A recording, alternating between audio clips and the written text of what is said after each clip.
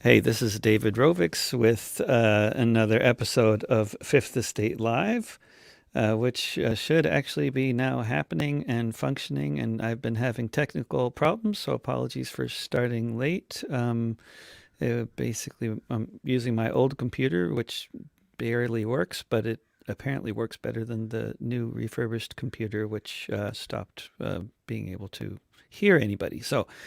But this is Fifth Estate Live. Just trying to verify that we're actually broadcasting. And let's see. Not sure if we are, but we should. Ah, yes, we are. We are. Whether we just started or not, I'm not sure. But in any case, we are now definitely live and broadcasting. Let's try that again, just in case we only just appeared. This is Fifth Estate Live.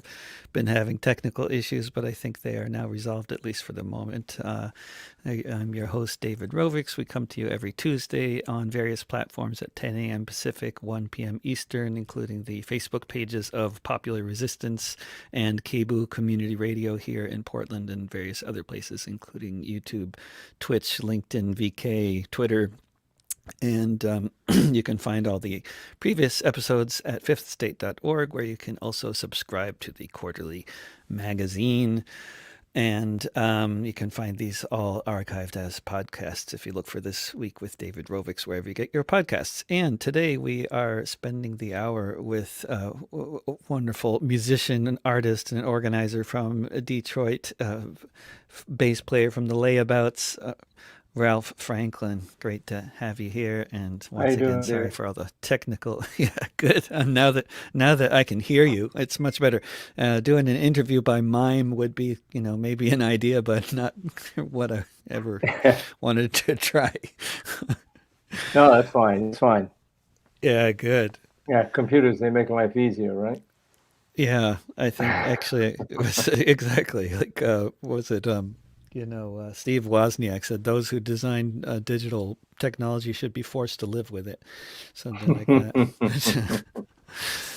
um, yeah, so yeah, that video from the layabouts on YouTube is absolutely fantastic. But the first question I was kind of wondering is it intentional that there's so little of that wonderful band on digital platforms, or because I mean, of course, we're doing this little interview show for Fifth Estate, which is a print publication, and many people feel very strongly about that aspect of it and would rather like it didn't have much of a digital presence. And I don't know what is that part of you.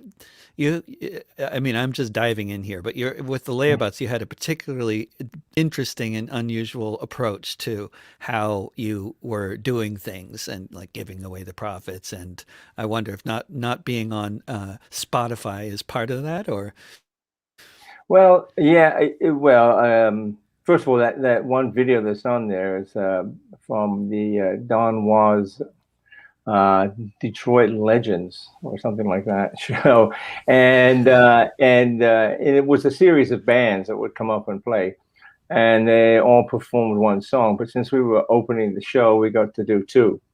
And so that was the reason why that's so short. But the band in general, yeah, it didn't.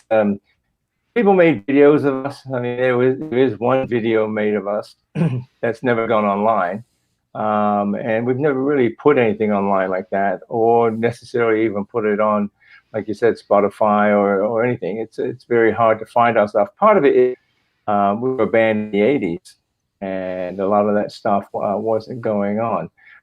But we also did have, a bit of I don't know what you say. There was a thought that we didn't want to get so much into video or things like that. We weren't a band who was concerned with making it. We were a band who was concerned with playing music. it was mainly about live shows and being part of a scene, Yeah, yeah, it was mostly promoting. live shows, and because of the fact that we weren't doing it for a living sort of thing, we picked the shows we wanted to do, and when we wanted to do them. As you said, all the money we made from the shows, we either gave to the homeless or political prisoners or something like that. We never kept it for ourselves. There were a couple of members in the band that did, who were very poor, But in general, the band didn't keep the money. And at a certain point, the band was quite popular in Detroit. We were one of the headline bands and pulling in a fair amount of money, but we just passed it all on. In fact, all the money from the albums, went to the homeless also. And when you gave money to the homeless, like what form did that take? Did you just give it to organizations that were involved with taking care of folks, or what did you? Was it more direct, or what did you do? There were a couple of places, but the biggest one was there was a very radical church with both a communist and an anarchist priest. I always have a hard time wrapping my mind around that, but okay. Like one of Uh, each, one of one each, yeah, one yeah, communist one and of one each. anarchist priest. Yeah, and they had a very big homeless encampment, and they were a big supporter of the homeless and deals like that. So we gave the money to them, and what they did was buy food and shelter for people. Um, Great. and then it was quite a while ago. I can't really remember how we sent some money to Polish prisoners. We sent some money to Leonard Peltier Defense and things like that. And you did some touring outside of Detroit, yeah? Yeah, we did a little bit of touring. We were mostly a Detroit/Michigan band, I guess. And but we played at the anarchist gatherings in Minneapolis and in Toronto. And that was a tremendous amount of fun. Any In particular Chicago also. anecdotes? Any particular stories from playing at the anarchist gatherings that are particularly memorable? Or was this in the 80s or 90s? This was, I believe the one in Minneapolis was, I want to say it was 86, 87, something like that. And the one in Toronto was 90, I believe. And yeah, there was a lot of interesting stories. It was different musicians came with us. When we went on the road, we were probably about 10 people. It's a pretty big band. And at a certain point, we had two percussionists, a drummer playing trap set, a violin, guitars, bass, and lead singer, and other singers who would come in. So it was quite a big setup. And then, of course, we had engineers who came with us, Mm. to make sure we sounded good, or if we weren't playing very well, make sure to take us off the board. But yeah, we played in Minneapolis. I know it's an incredibly hard time, and we figured. I think we were only supposed to play for about 45 minutes. We ended up playing for close to 2.5 hours, and then when we stopped and we said, we don't have any more songs, and the crowd shouted, "Start over." Uh, I think we played one more tune. I think we had written a song on the way there called "On the Road to Minneapolis," going to play for a big group of anarchists, and so we sang that a cappella. And in Toronto, there was an interesting thing that started to happen when we played outside of Detroit, believe it or not, and that was that people would strip off, take all their clothes off, and be dancing naked. And so in Toronto, we were pretty much the only people there who had clothes on, But this would only happen outside of Detroit.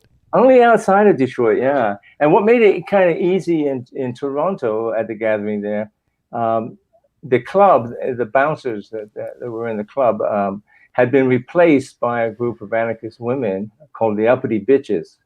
And they had a whole different way of taking care of people who were going to cause problems. And I think that made everybody feel completely relaxed in the club. The other thing that we had heard was that there was about 200 people outside that couldn't get in, and the police came to shut the club down because everyone was dancing around naked, and the people on the street there wouldn't let them in, pushed them back. So, but we only heard that afterwards since we were playing music. But and we would have played longer there, but Toronto does have this law, or did at that time, a law.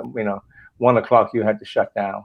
You know, but that, yeah, it was and it was a great scene. I mean, it's not just playing music. It was a great bunch of people to be with, great bunch of people to meet from all around the world. It was really good.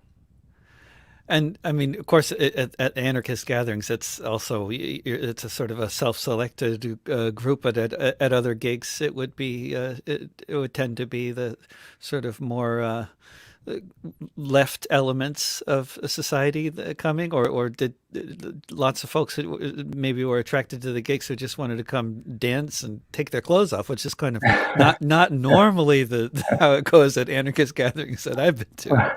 Well, when we played in Detroit, that oddly enough didn't happen in Detroit. I was, I mean, it wasn't anything we started. I mean, it was what the crowd did, and it was sort of spontaneous on their part. So, And it's kind of interesting because I think of like the sort of anarchist and the punk scene as being very overlapping, and part of that being a bit of a rejection of cultural identification with the hippie thing. Like so the sort of public nudity in a way seems like a rejected and replaced by spikes, and it's sort of like a very different kind of so the naked. I mean, I've seen other gatherings where anarchist punks all take their clothes off, but it always kind of surprises me because I think this isn't.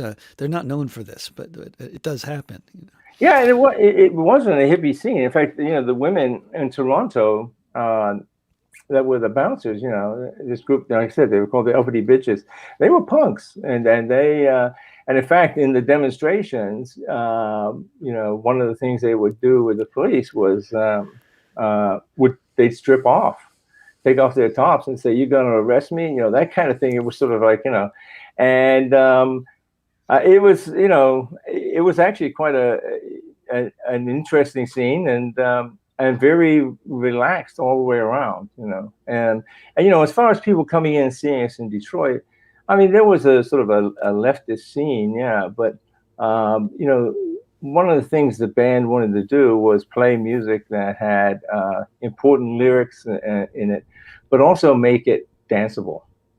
So, Yeah. and it was that old, and I don't even think Emma Goldman actually said this. She said something like it, but that old line that people always use, if I can't dance, I don't want to be part of your revolution. We even used it for a poster once, and but that was part of it. People can come in, have fun, and then also talk about things that are happening socially. So you got a wide range of people, and of course that was, to us, better than just playing for a group that have the same views as you do. Yeah. Do you Suddenly it think was you all kinds of people. did that? Do you think that worked out in terms of reaching out beyond the choir, being able to be in a band that was just a great dance band that where people could just come dance, not necessarily come in for the lyrics? Oh yeah, most definitely. It Yeah. was all kinds of people. One of the things that we would do, and I'm sure lots of bands do this.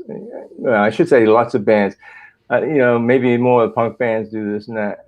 Is that after we would break for a set, is we would go into the crowd and hang out, and talk with people. Simply because we wanted to meet them too.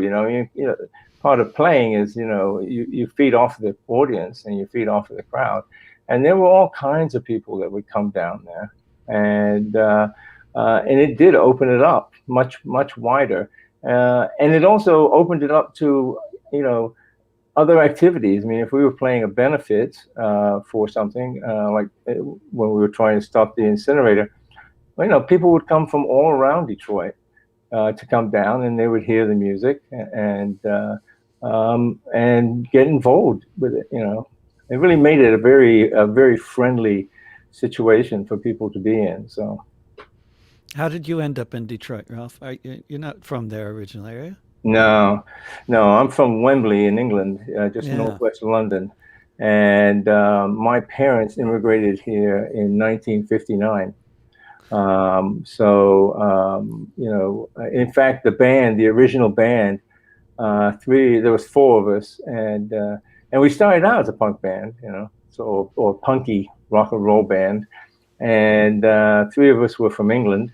And my brother is in the band. He plays the lead guitar. And the lead singer is from Hull in England. And then Ah. the drummer is Mel Rosas, and his family is from Panama.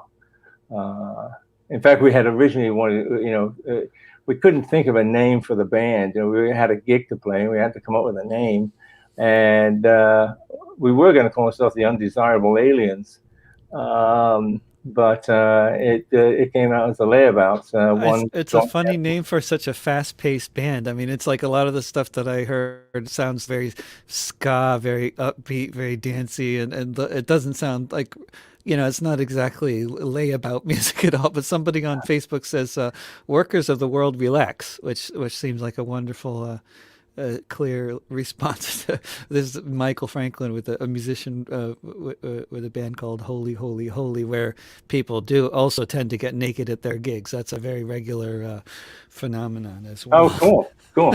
Yeah, we actually that was one of the posters we did years ago, which was "Workers of the World Relax," and I think it was a benefit for the state actually, and uh, and we had always. It being part hooked up, well, hooked up.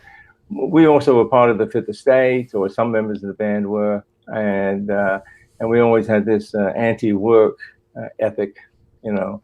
Um, but the way the name of the band came out, layabout is the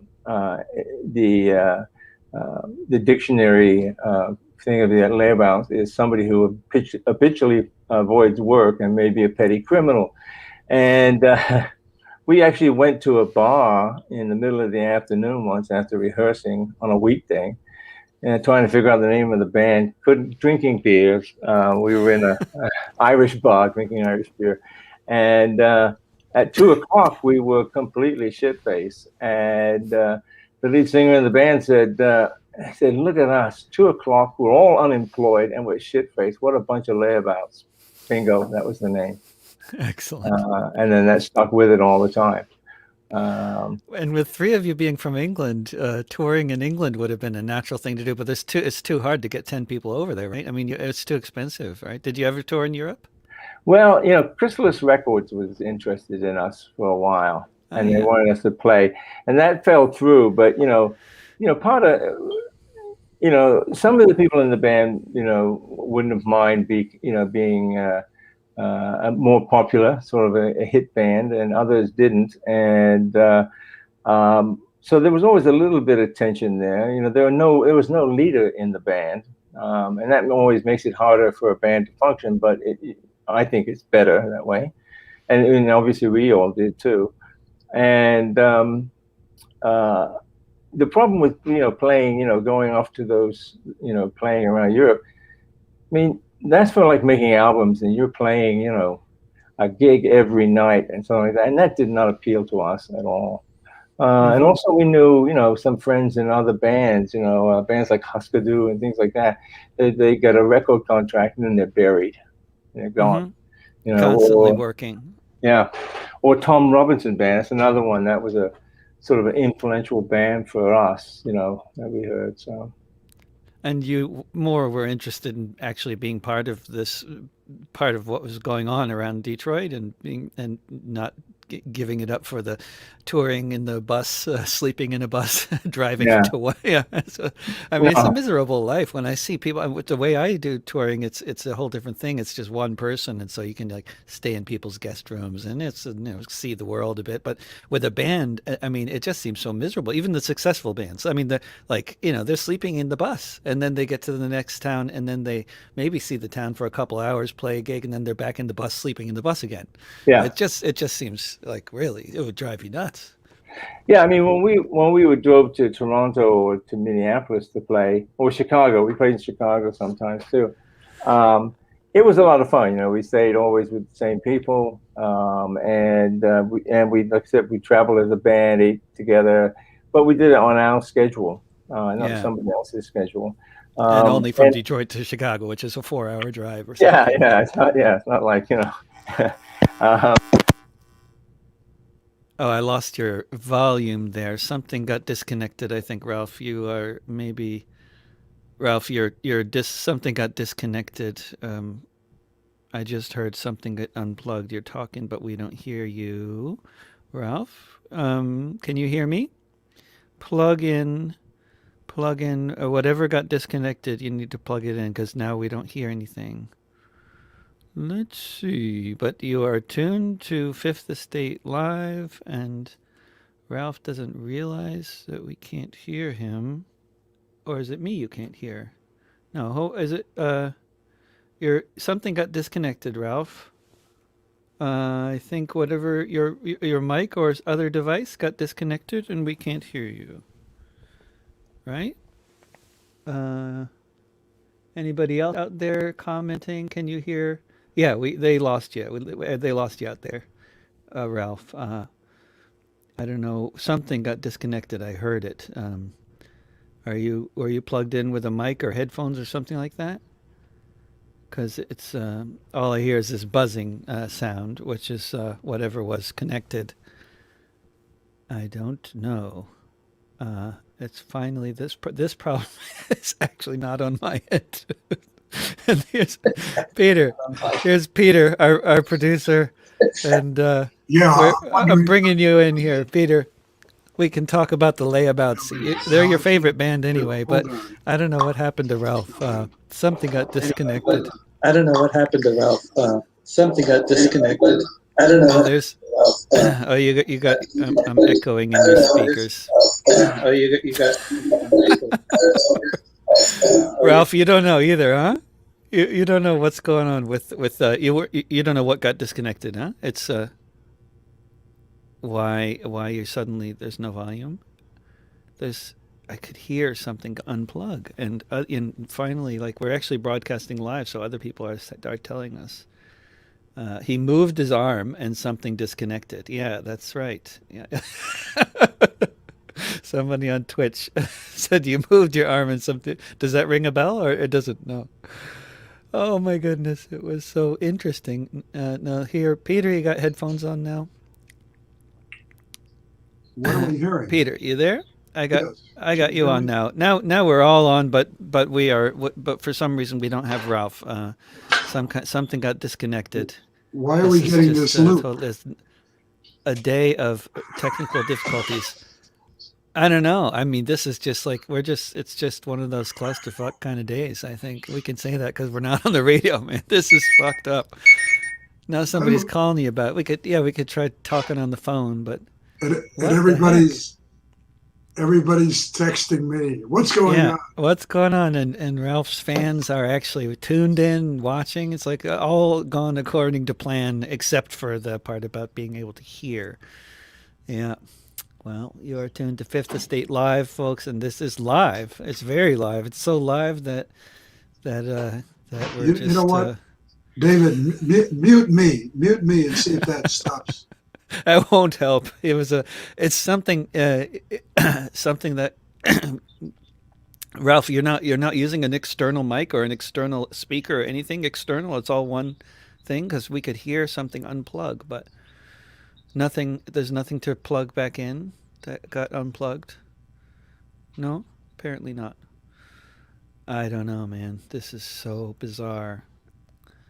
And the problem before was my computer not working, and now I have the other computer, and I'm leaving. I don't know. Yeah, we can wave at each other. We can do sign language.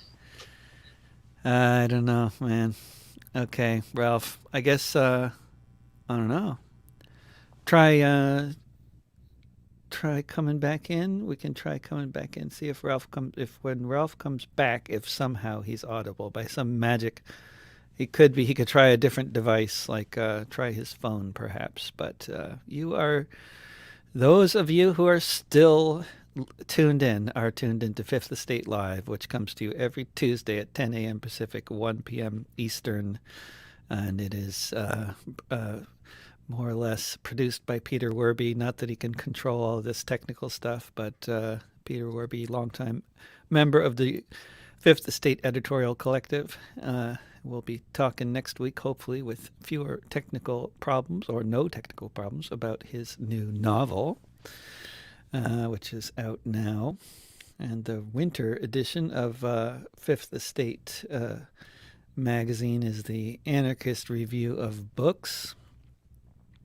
And shout out to Anne Feeney, who is struggling with a broken back, COVID-19, and pneumonia in the hospital in Pittsburgh.